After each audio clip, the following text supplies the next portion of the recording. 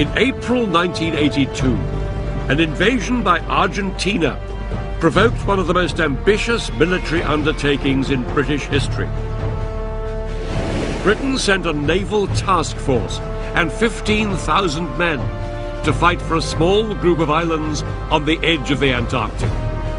Britain was at war with Argentina, but the odds were spectacularly uneven. I look at the challenges that faced the British, struggling to fight 8,000 miles from home, while the Argentinians were fighting on their own doorstep. They had to fight up here in freezing conditions on exposed hilltops and across wide, open ground. I'll experience how the British troops used darkness to their advantage against a well-defended enemy.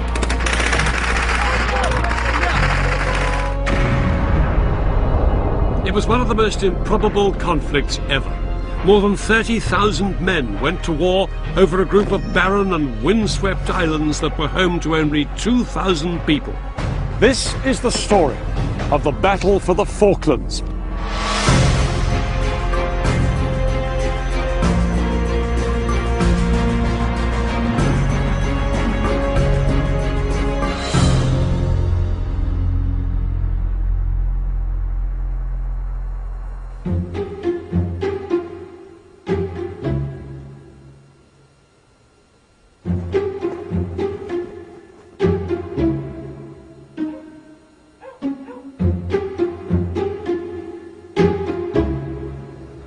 This may look like a sleepy little seaside town somewhere in the British Isles.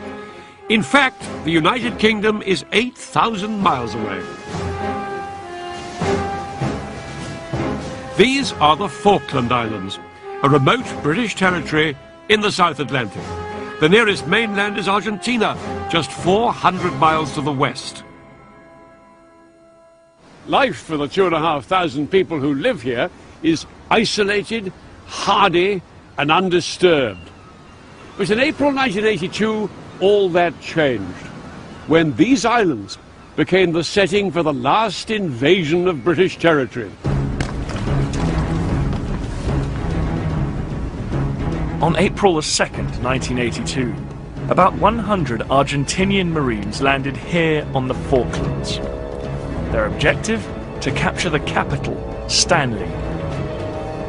They were the advance party. There were 2,000 more men on their way, but the job of these Marines was to seize the town and force the British governor of the islands to surrender. Soon, the extraordinary news of the Argentinian invasion hit bulletins across the world.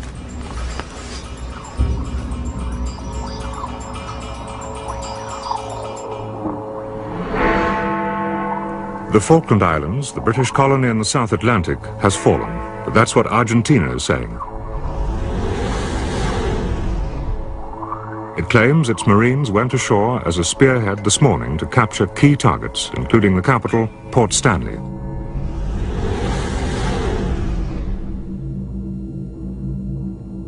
The islands were defended by just 69 Royal Marines, and the invading Argentinians in their hundreds overwhelmed this tiny force. They moved up here and surrounded Government House, demanding the surrender of the Falkland Islands.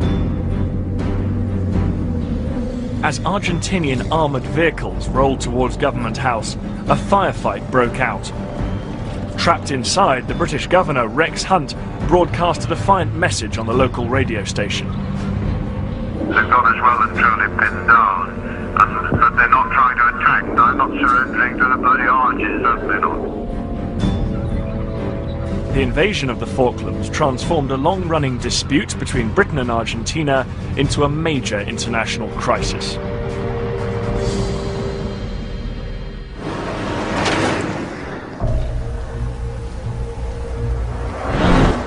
For 2 centuries, both countries have claimed the Falklands. The Argentinians did control the islands for nearly a decade, until 1833, when the British expelled them. Britain has governed the Falklands ever since. The Argentinians call the islands the Malvinas, and they tried to persuade the British to give them up.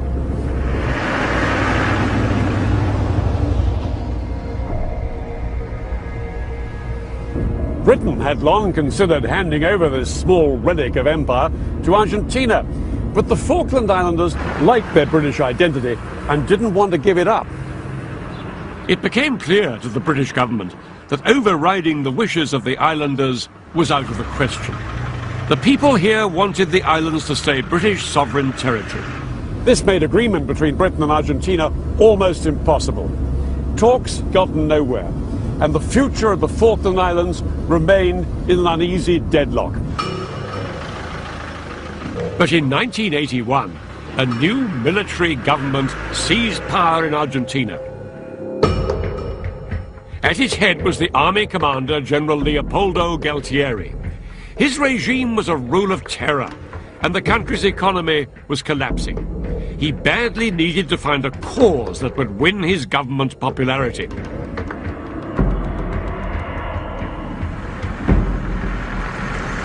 There was one issue Galtieri knew his people cared passionately about: their claim to the Falkland Islands. Galtieri would unite the Argentinian nation by seizing the Falkland Islands from Britain by force. It looked like the perfect answer to his problems. And on April the 2nd, 1982, Galtieri's repossession of the Falklands was going exactly to plan.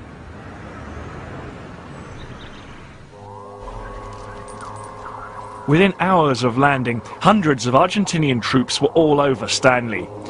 They had even seized the radio station. Just a minute. If you take the gun out of my back, I'm going to transmit it to you. If you take the gun away. The governor, Rex Hunt, had little choice but to surrender. He broadcast a final message to the islanders from Government House. It's probably the last message I'll be able to give you. I wish you all the best of luck, and rest assured that the British will be back. The governor and the Royal Marines were escorted off the islands and sent back to Britain. The civilians were left wondering what would happen next. We heard these tremendous bangs on the back door, and there were shouts for us to come out. We had to go out and sit in the yard, and this Argentine was there with a machine gun trained on us. Mum thought we were going to be shot. 8,000 miles from Britain, the islanders were left unprotected and isolated.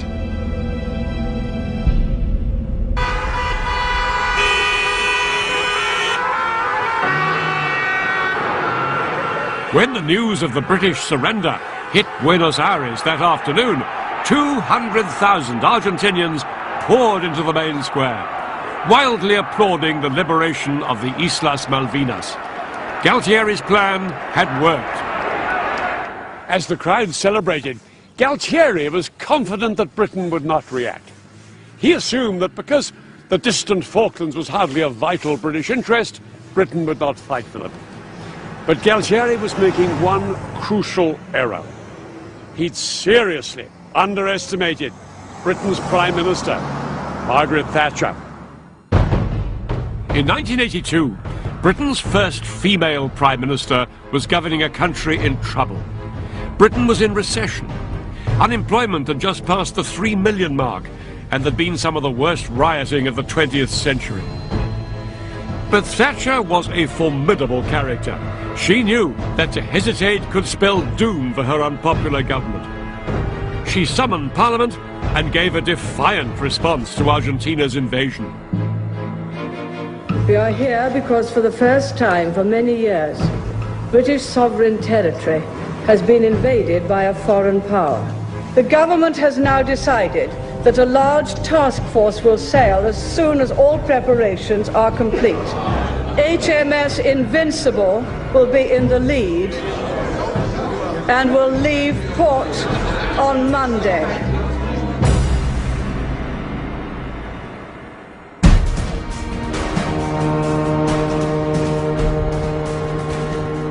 And so, in the spring of 1982, a British task force set sail. Ahead lay an 8,000-mile journey across the Atlantic Ocean to the Falkland Islands. In all, 93 ships would sail to the Falklands, a hastily gathered fleet of warships, supply ships, and even cruise liners like the QE2. At the heart of the fleet were two aircraft carriers, HMS Invincible and HMS Hermes. Hermes was the flagship and home to the task force commander, Rear Admiral Sandy Woodward. Woodward's fleet would take 3 weeks to reach the Falklands. During that time, Britain would try for a diplomatic solution. But if that failed, the task force would have to go to war when it got there.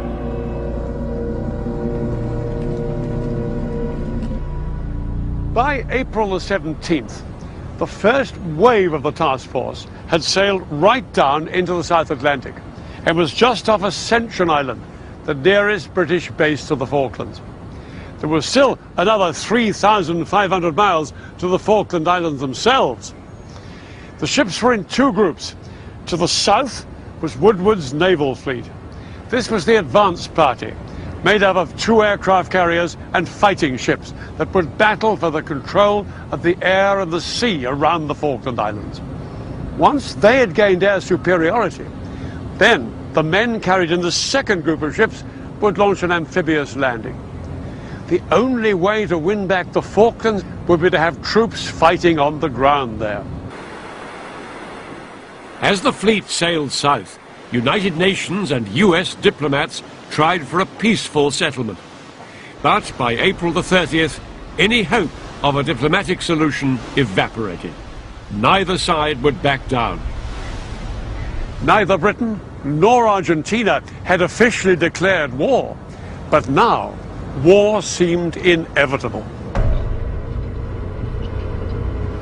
The Argentinian garrison of these islands watched the British military response to their invasion with growing concern. The race was now on to get organised and resupplied before the British arrived. The Argentinian army did have some professional soldiers, but the majority of its men were young conscripts. To strengthen its forces, the army recalled reservists, more experienced men who could stiffen the ranks of those who'd just begun their military service. My commanding officer came on the radio at 4 o'clock in the morning and told me to wake up all the men. We had to be in the Malvinas in 36 hours. You could see that the soldiers felt very proud. By the end of April, there were 13,000 Argentinian troops on the islands, and with them, their new commander. The man in charge was Brigadier General Mario Menendez. Menendez was a tough soldier who'd made his name fighting rebels in remote parts of Argentina. He was quickly sworn in as the new governor of the Falklands. His first task was to prepare his defenses. Strategically, Menendez's position was strong. As you can see, the Falkland Islands are about 400 miles from Argentina. That put the islands just within range of Argentina's air force based on the mainland. The main two islands are West and East Falkland, each around 50 miles from end to end. Menendez positioned 2,000 of his men on West Falkland, 1,000 men here at Goose Green, and about 10,000 in the hills to the west of Stanley.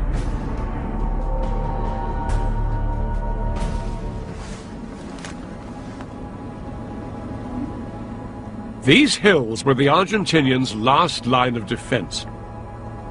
But Menendez hoped his ground troops wouldn't have to fight at all. He planned to neutralize the British task force out at sea before they had a chance to set foot on land.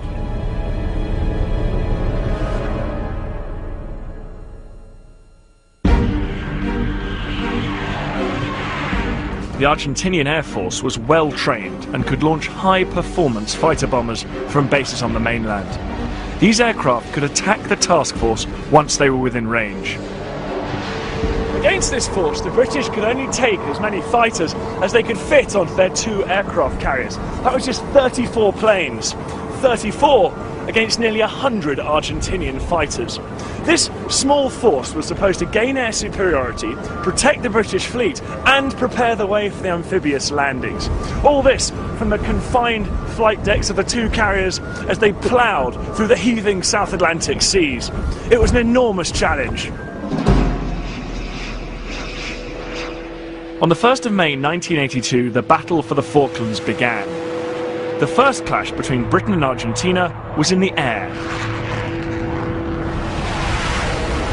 But despite being the underdog, the British immediately showed they were a force to be reckoned with. There was one thing that the Argentinians hadn't expected.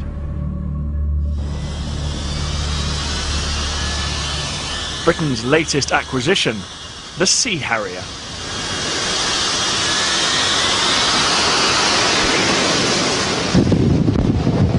God, you can feel the power of that thing. It's unbelievable. That's what's required to get it off this tiny deck.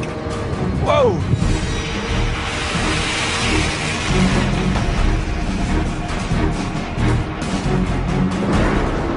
This aircraft was brand new, untested in combat when it was sent to the Falklands.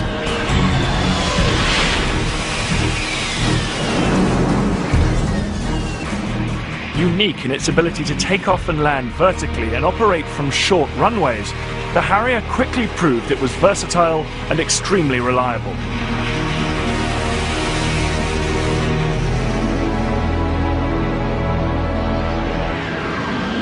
And the Harrier had another killer advantage. It was armed with the latest air-to-air heat-seeking missile called Sidewinder. 4 Argentinian aircraft were shot down on the first day by Sidewinder. Another 15 would follow. The British seemed to be smashing the Argentinian Air Force, but they could only maintain their advantage in the air while their ships below remained safe.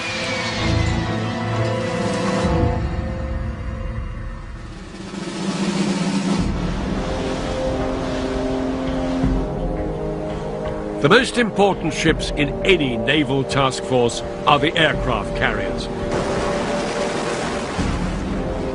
If the carriers are lost, so too are their vital aircraft. The 2 aircraft carriers in the Falklands had to be protected at all costs.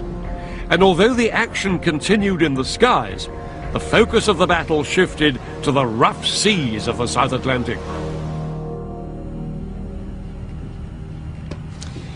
On the 1st of May, Woodward's main task force was 100 miles northeast of the Falklands.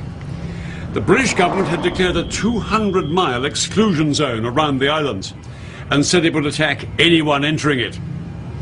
Up here to the northwest, a cluster of Argentinian warships was approaching. Among them, the Argentinian flagship, the aircraft carrier the 25 de Mayo. She carried aircraft that would soon be within close range of the British fleet. But even more menacing, the British reckoned, was another group of ships to the south of the Falklands.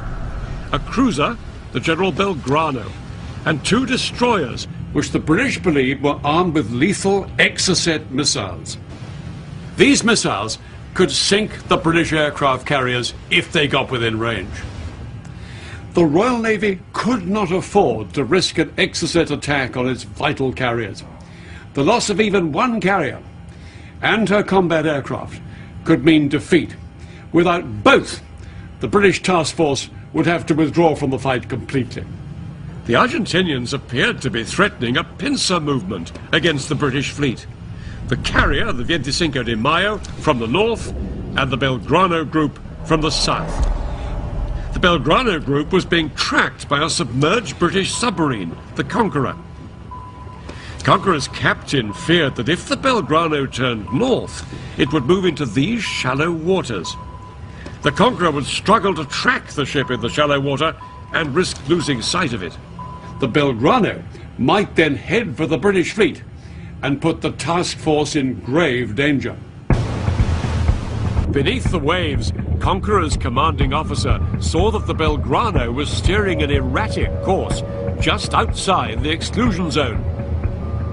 The situation was so critical that the Prime Minister herself was consulted. she gave the order to attack. The Conqueror launched its torpedoes.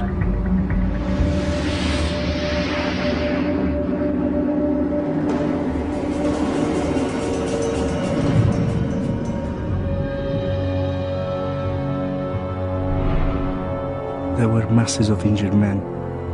Most of them had been burnt and they remained covered in oil. When I got to my life raft, I asked a sailor to come with me again and look for the people that were missing, including the commander. Within 45 minutes, the Belgrano had sunk. Immediately, the entire Argentinian navy, fearful of further submarine attacks, turned round and headed home. The British had scored a huge military success, and Galtieri's plan seemed to be faltering. But he was still able to unleash the weapon the British feared most. The Argentinians had recently bought 5 air-launched exocets. These half-ton missiles could seek out and destroy a ship from over 30 miles away.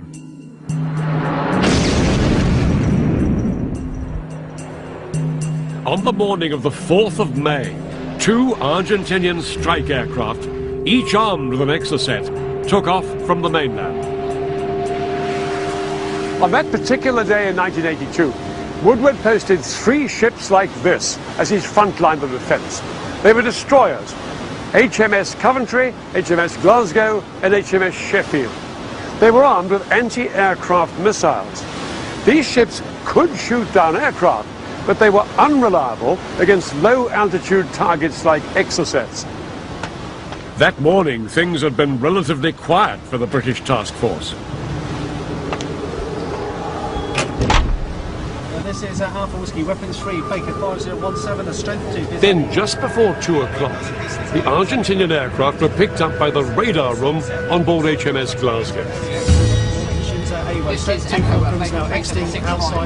Glasgow immediately sent an urgent warning to all the other ships and went to full action stations herself. Break! Break! Break! We're going atop the ship. Reminded the command A remains to coordinate and fire full steadfast. But 20 miles away, on board HMS Sheffield, the scene couldn't have been more different.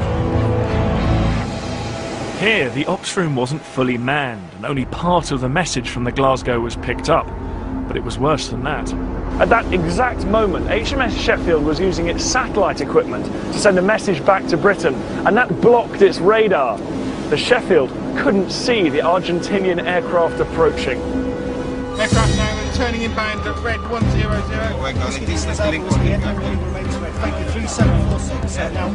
Back on the Glasgow, 2 fast-moving dots, possible exocet missiles, suddenly appeared on the radar screen and were closing in at 700 miles an hour.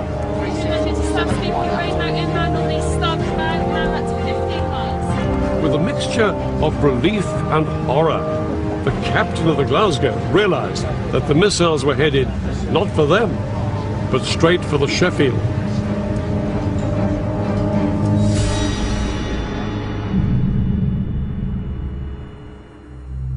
HMS Sheffield was the first British ship to be destroyed by enemy action since the Second World War.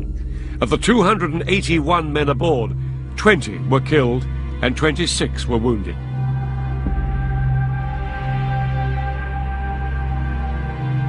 Blood had now been shed on both sides of the conflict.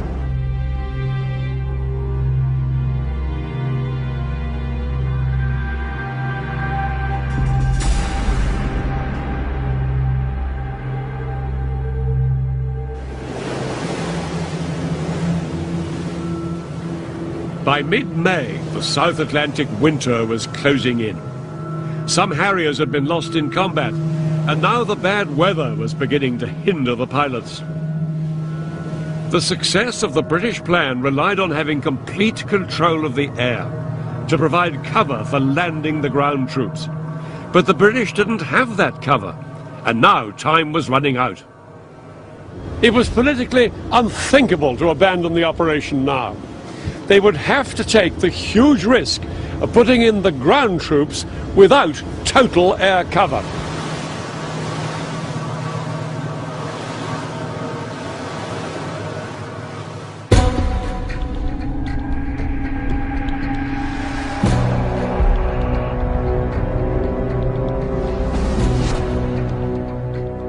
On the 18th of May, the second wave of ships, including ferries and the cruise liner the Canberra, arrived just off the Falklands. On board was the amphibious landing force. The 3,000 men were a mixture of Royal Marine Commandos and Army paratroopers. And they were led by Brigadier Julian Thompson. Thompson was an experienced commander. He knew that his troops were vulnerable without air superiority. But the pressure of time meant the landings had to go ahead. The British had looked at all the landing site options on both West and East Falkland. Since Stanley over here was their ultimate target, it made sense to land here on East Falkland. They plumped for this natural harbour here at San Carlos Bay. It would be out of range of enemy artillery and was only very lightly defended. A great advantage for any amphibious landing. And here I am with San Carlos Bay behind me, and that's the entrance over there. That's where the British landing force came in. These hills also offered Thompson's men and ships some protection against low-level air attack. But there was one problem with this landing site. It was a long way from San Carlos here, across to the spot where Thompson knew the decisive battle would be fought, here in the strongly defended mountains just west of Stanley. Between the two was 50 miles of difficult country. Thompson planned to move his landing force right across the island with a shipment of helicopters that were due to arrive any day. But now, the priority was to get his men on dry land as soon as possible.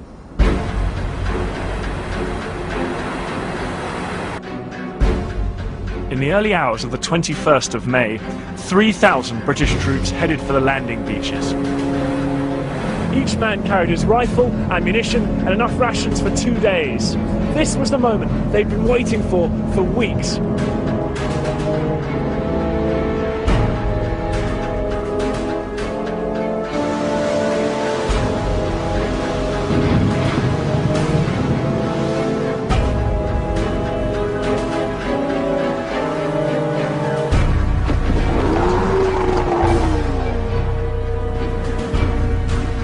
Once ashore, the British troops made their way up into the hills and dug themselves into strong positions.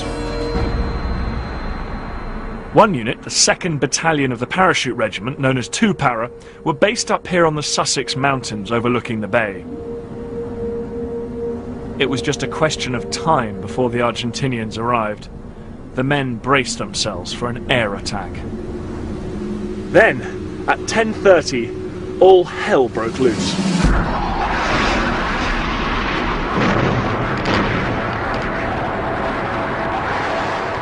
The Argentinian High Command sent in wave after wave of their fighter bombers from the mainland. For 5 hours, these aircraft bombed and strafed the fleet sitting in the bay.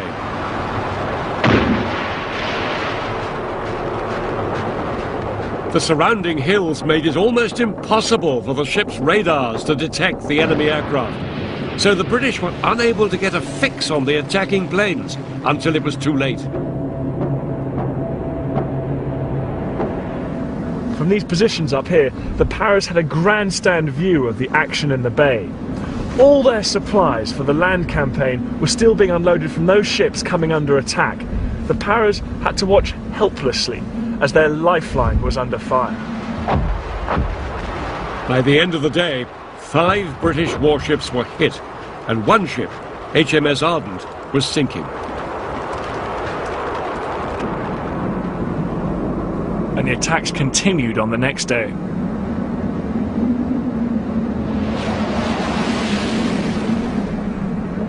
The British had positioned anti-aircraft missiles around the bay, but it would be days before these delicate units were operational.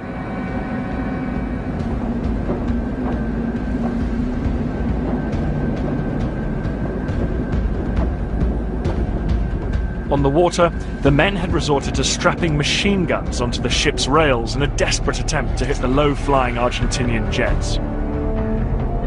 More conventional anti-aircraft guns, some operated by sailors as young as 17, did score a few successes. But all these efforts did little to blunt the relentless onslaught of the Argentinian Air Force.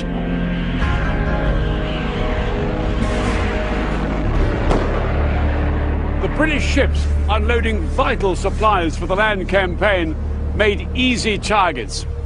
On May the 23rd, HMS Antelope, just out there, was the next vessel to take a fatal hit.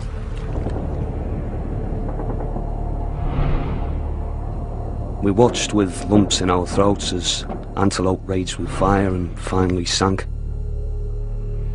She was our escort and everybody felt a great loss, as she was more than just a ship to us.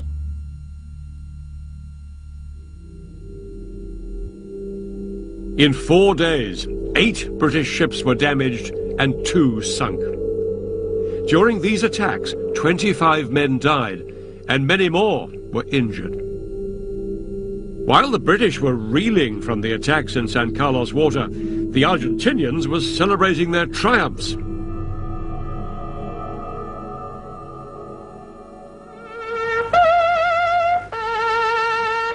On the 25th of May, it was Argentina's National Day, a day of patriotic ceremony. And after the successes of their air campaign, Menendez and his troops in the Falklands had even more reason to celebrate.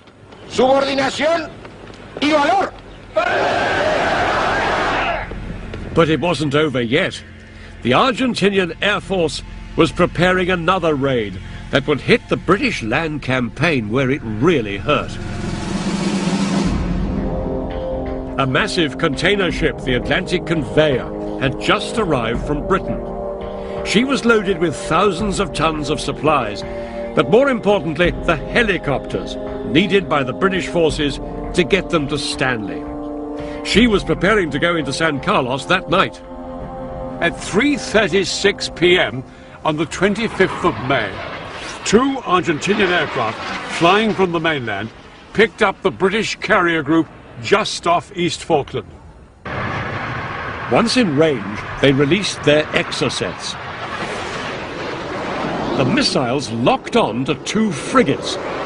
The ships fired up metal foil to confuse the missiles' radar, and the exocets veered away. But then they found another target, the defenseless Atlantic Conveyor.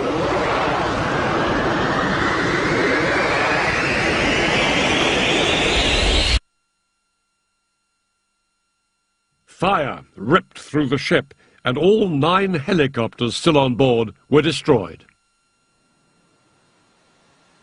Thompson was relying on them to carry his men across East Falkland to Stanley.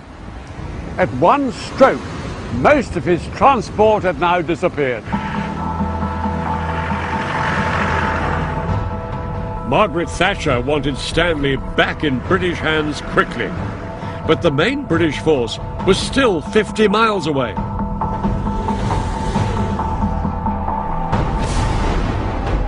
And with no helicopters, the only way for the troops to get there was to walk.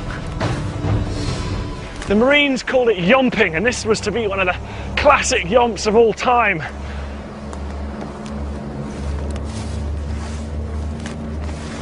Men carried up to 120 pounds of kit on their backs through very uneven ground and with the rain lashing down.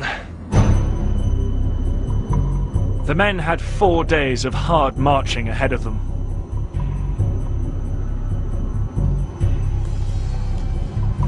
And at the end of this slog, they would have to fight a battle. The British main force of 2,000 men were on the move to Stanley. But one unit of around 500 men was going in a completely different direction. The men of Tupara weren't heading east towards Stanley, they were heading south towards a settlement that was heavily garrisoned by Argentinian troops. They had been ordered to win a quick and morale-boosting victory.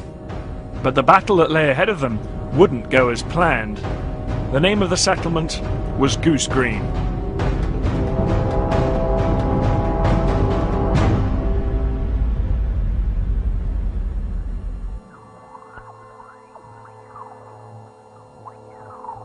The Argentinians had a base at Goose Green because of its strategic importance.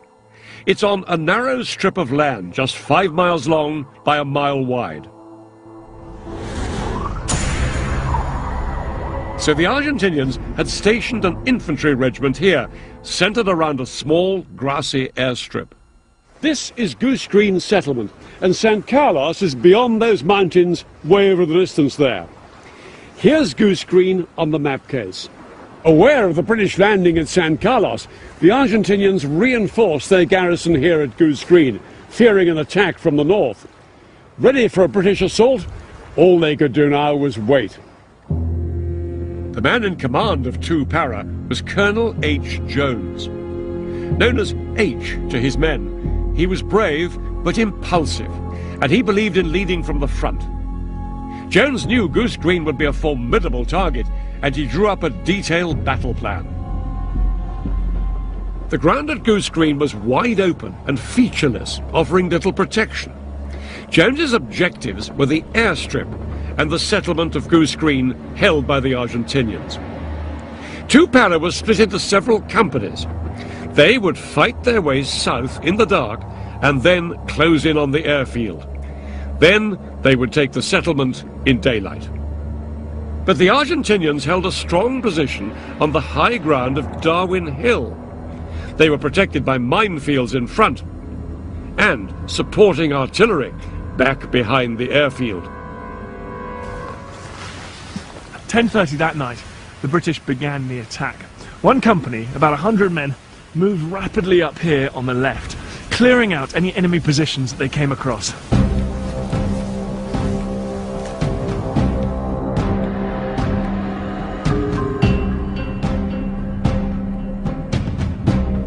Two Para were making good progress until they reached this spot on the north side of Darwin Hill.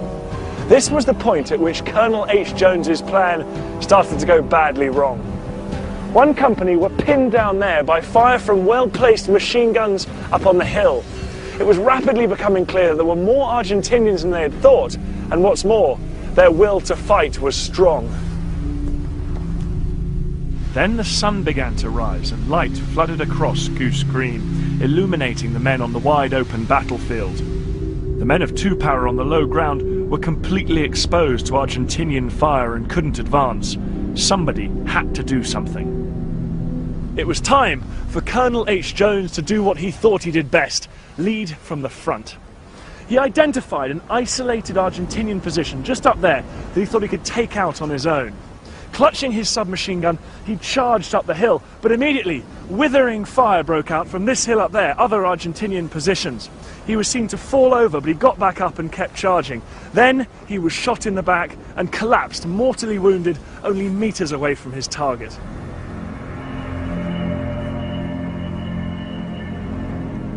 This memorial marks where Jones fell. As their commanding officer lay dying, it now fell to the second in command, Major Chris Keeble, to lead the men. 2 Para were pinned down out in the open, and they were still a mile short of their objective, the airstrip at Goose Green. This was 2 Para's position. This is where they were pinned down by heavy fire coming from the Argentinians dug in along this ridge. Keeble decided that rather than risk more losses, he'd bring heavy fire down on the Argentinian defences on the ridge. While this was happening, 2 of his other companies moved around to the west to bring pressure on the Argentinians' flank. Slowly, 2 Para pushed forward as Argentinian fighter bombers hit them from the air. Then their luck turned, and they got their first air support of the fight. 2 Harriers swept over the battle and dropped cluster bombs on the Argentinian artillery positions. After 14 hours of intense fighting, the Para's steady progress saw them closing in on the Argentinians. But they'd taken a lot of casualties, and they were utterly exhausted. That night, Keeble decided on a cunning ploy to try and bluff the Argentinians into an early surrender. He sent a letter to the Argentinian commander. In a highly confident tone, he demanded an Argentinian surrender and warned them that he would bombard them heavily and hold them responsible for any civilian casualties if they went on fighting. Amazingly, the gamble worked. The Argentinians agreed to surrender.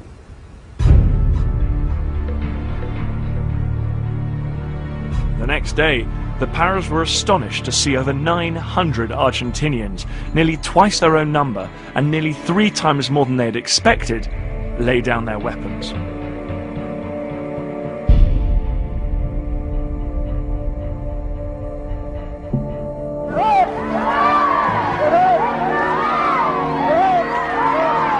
After 6 weeks under Argentinian occupation, Goose Green was back in British hands, and the soldiers of Para were heroes. But the battle for this tiny place had come at a huge cost. Lieutenant Colonel Jones, Captain Wood, Captain James, Lieutenant Barry, Corporal Hardman, Corporal Sullivan. More than 70 soldiers were dead, 16 British and over 50 Argentinians. Lance Corporal Smith, Lance Corporal Bingley. What had begun as a quick raid to seize back the airstrip and liberate the community had turned into a bloody battle in the struggle for the Falkland Islands. The British had won the first round of their land campaign against all the odds. But ahead of them still was the battle to regain Stanley.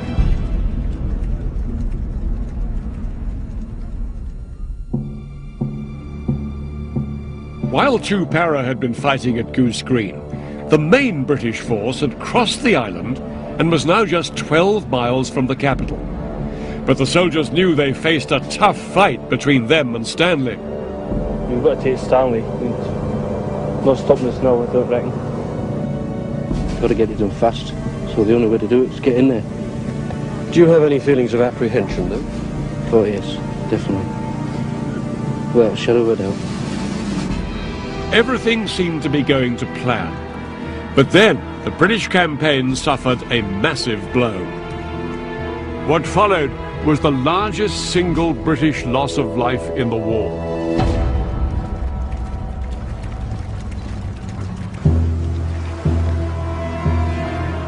Just a few miles away from the troops, 2 landing ships, Sir Galahad and Sir Tristram, were anchored just off this bay. They were packed with nearly 500 troops, reinforcements for the assault on Stanley.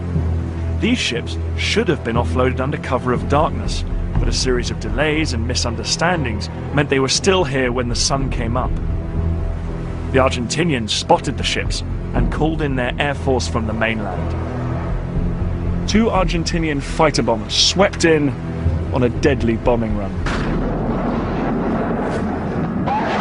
They caught both ships in broad daylight, packed with troops and ammunition.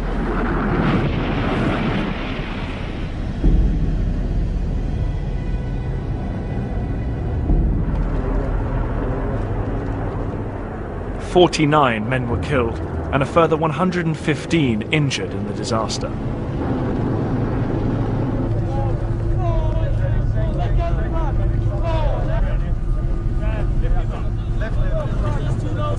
But this British tragedy was a significant morale boost for the Argentinians.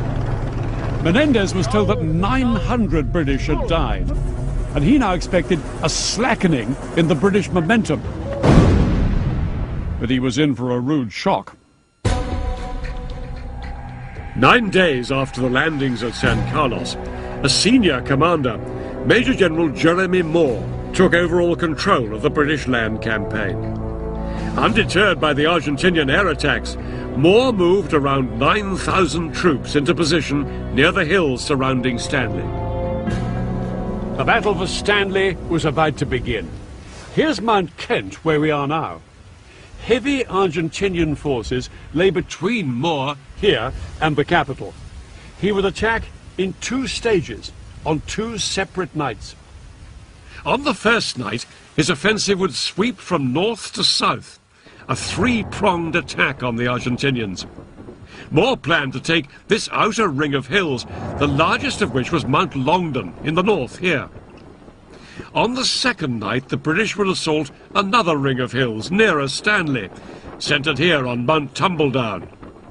Success would leave them just 2 miles from Stanley. The first targets were the Argentinian troops dug in all over Mount Longdon. Mount Longdon is a natural fortress.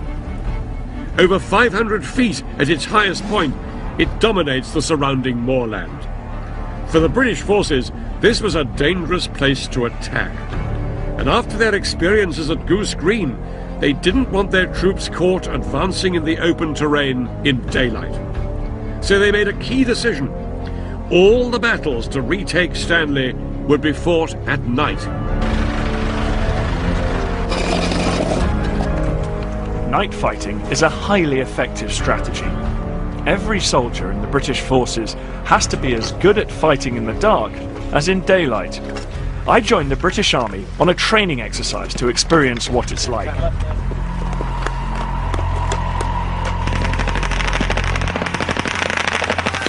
The attack began with flares and machine gun fire once we'd crept as close as we could in the pitch dark. It's incredibly noisy and it's actually quite bewildering. Just moving around in these conditions is very difficult. You're weighed down by your equipment. There's people tripping over, falling in the frozen stream and turning ankles. The enemy is not the only challenge in this dark and difficult terrain. Despite how hard it is to operate in the dark, it's imperative that the attacking troops don't get pinned down. At the moment, the most important thing is we've got to our attack. We've got to keep up the momentum, keep up the speed, and I guess keep the enemy off balance.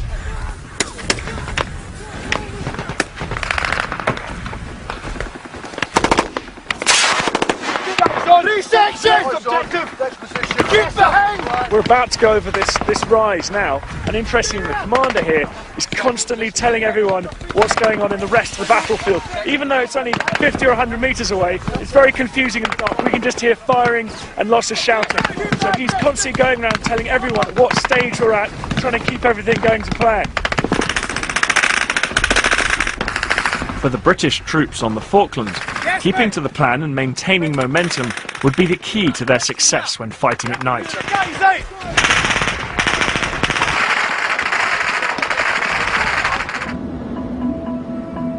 At 8 p.m. on the 11th of June, the British forces began their attack on Mount Longdon.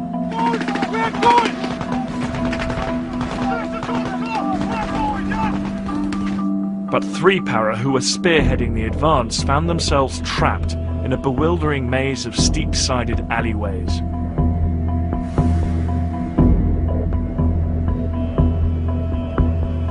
These narrow gullies here channeled the men into the killing grounds of the Argentinian machine gunners and snipers up above.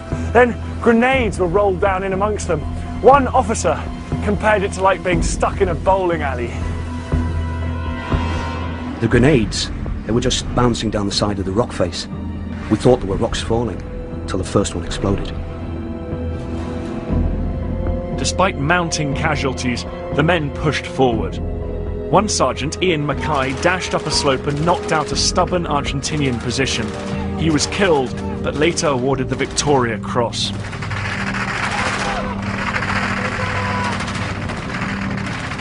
For 7 hours, the British forces battled their way up Mount Longdon. Their assault was just too forceful for the Argentinians to hold off. So desperate were the Argentinians to smash the British attack that Menendez risked his own men's lives by ordering his own artillery to bring down fire on their own positions here on Mount Longdon. But it didn't do any good. By 6:30 a.m., the British had captured the mountain.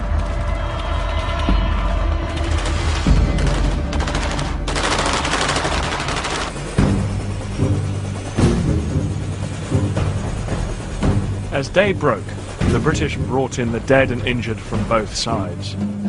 Most of the Argentinian casualties and prisoners were conscript soldiers, young men drafted into the army. While these soldiers had fought well, Many of them were worn down by the conditions before the battle had begun. Some of them were even captured in their positions, like this one, huddled up in their sleeping bags trying to escape the battle and the cold. I am tired, cold, unhappy. I swear that I can't take it anymore, even though this is my duty as a man and a soldier of the fatherland. Although this had been a bloody battle for both sides, the British attacks had taken all the high ground they'd planned to on the first night. But another night's fighting still lay ahead. Of the remaining mountains that had to be captured on the second night, by far the most vital was that one over there. That's Tumbledown, the last major obstacle between the British and Stanley. The men charged with recapturing Tumbledown were the 2nd Battalion of the Scots Guards. Just 8 weeks earlier, they'd been on ceremonial duties like guarding Buckingham Palace. This would be the first experience of war for many of them, and they now had to confront perhaps the toughest target of the campaign.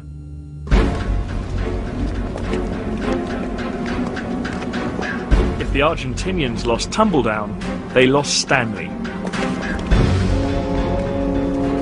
So they'd put their best men up here, the elite 5th Marines. 700 heavily armed, crack troops were dug into the protected positions in the caves and rocks high on the mountain.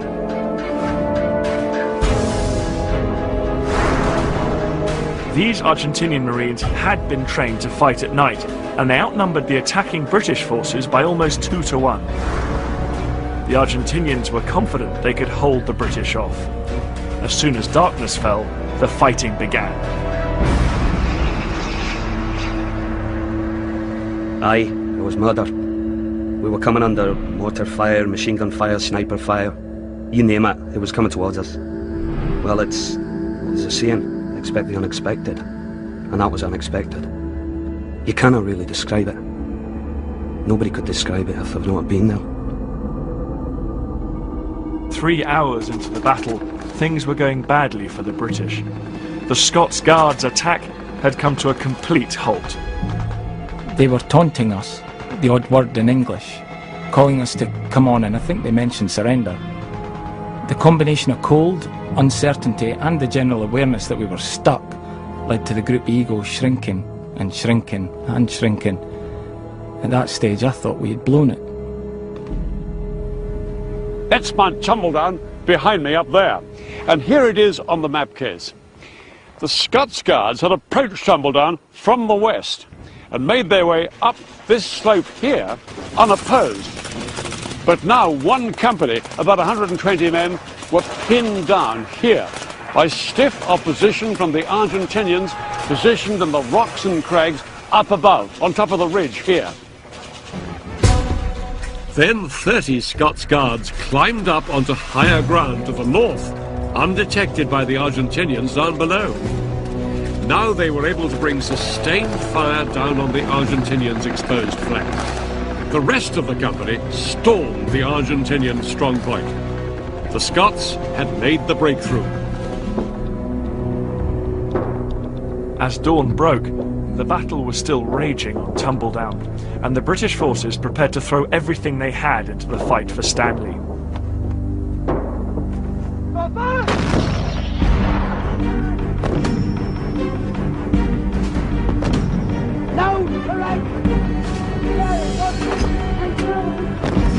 They hammered the remaining enemy positions in a final all-out bombardment.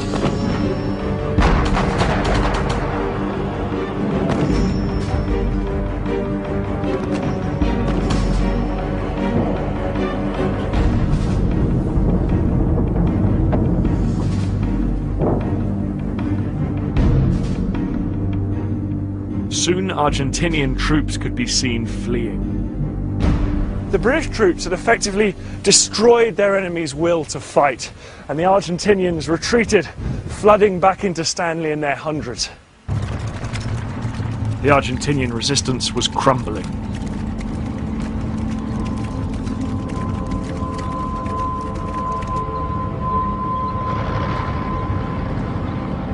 As the demoralised defenders poured into Stanley, the men were heard arguing with their superiors.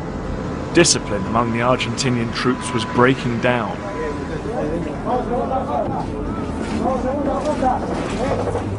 It wasn't long before they were surrounded. And on the 14th of June, the British demanded the Argentinian surrender. Realizing that he had little choice, Menendez accepted. After 2.5 months, the battle for the Falklands was over. Gentlemen, I've just heard that the white flag is flying over Stanley. The Argentinians had occupied Stanley for 74 days. But now, as two para marched into the capital, it was back in British hands.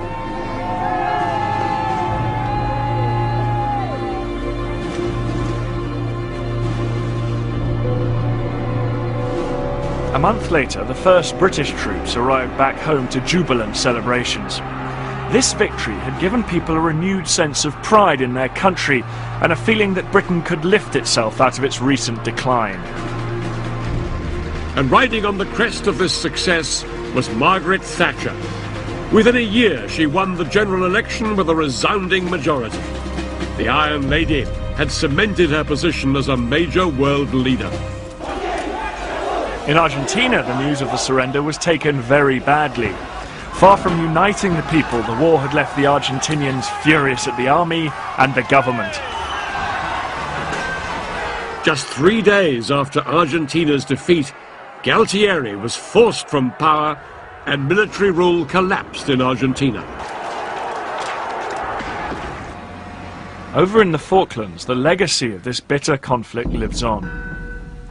Nearly 1,000 people died in the war, 252 British servicemen, 3 Falkland Islanders, and almost 700 Argentinians. After the war, the British government offered to return the bodies of the Argentinian dead to Argentina for burial, but their government refused. They said that these islands were part of Argentina and the bodies would remain here.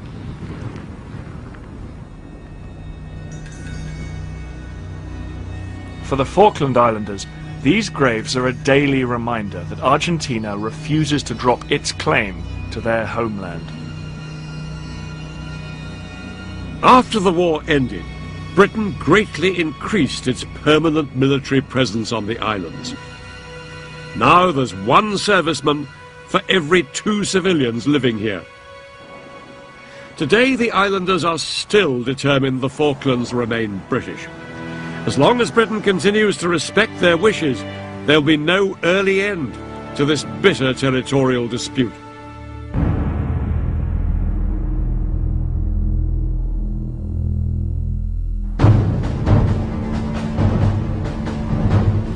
Next time, in 1991, Kuwait was at the center of the last major war of the 20th century.